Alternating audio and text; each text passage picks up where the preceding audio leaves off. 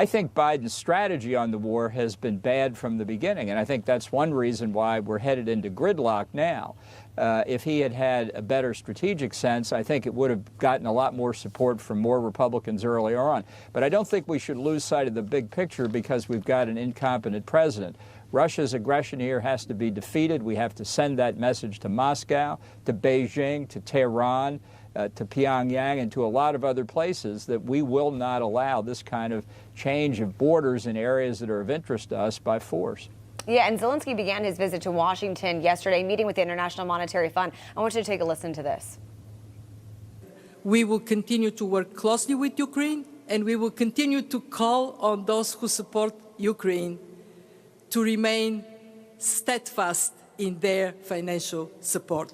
I heard now and see it that you will support us financially. It's very important during this challenging period. That's why it means that Ukraine is strong and not alone.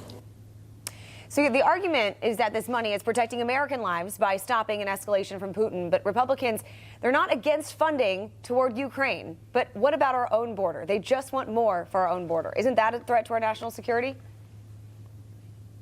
Yeah, although it's a total non sequitur. I mean, you can do both, and you could do both separately. But the fact is, in the politics we have in Washington today, the two are tied together. That's fine. I don't have any problem with that. I think we should have a better policy on the southern border. You know, you can walk and chew gum at the same time. What I do think, both in terms of the Ukraine aid and, frankly, the aid for Israel, is that Republicans and Democrats alike ought to spend all 24 hours for the next several days and see if they can't wrap this up before Christmas. Yeah, before Christmas time. Yeah. Do you have any idea where we should land on a dollar amount for Ukraine here? The White House wants $60 billion.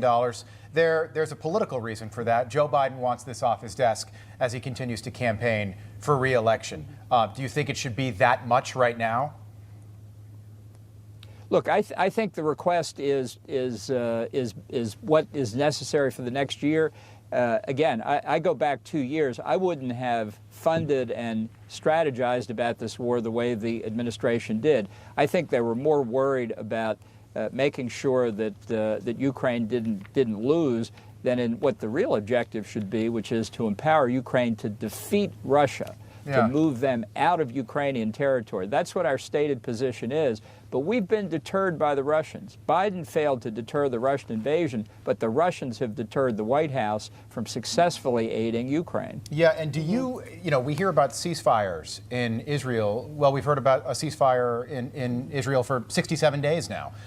We never hear about peace talks, an off-ramp, the end of the war in Ukraine. Of course, you know, our hearts break for the people of Ukraine, and we want to see them win this war.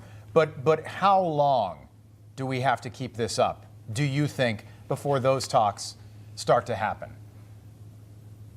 Well, look, I think if peace talks in Ukraine started now, you would have a new Russian-Ukrainian border. Putin would simply hold the territory he has. It's true the war has gone on for almost 2 years, but, you know, it would help to have a historic attention span here. This is about Putin's effort to recreate the Russian Empire. Right. And if he's defeated here, it marks a significant setback to his efforts. There are no Americans dying in this war. And much of what is being spent is actually being spent here in the United States. I think this is entirely in America's advantage to continue aiding Ukraine. As I say, we could do with a better commander-in-chief, but do you want to cut your nose off to spite your face, lose Ukraine or a big part of it because Joe Biden is incompetent? I think we've got to grit our teeth and continue to support Ukraine and press our NATO allies to do their share, which many of them are still not doing.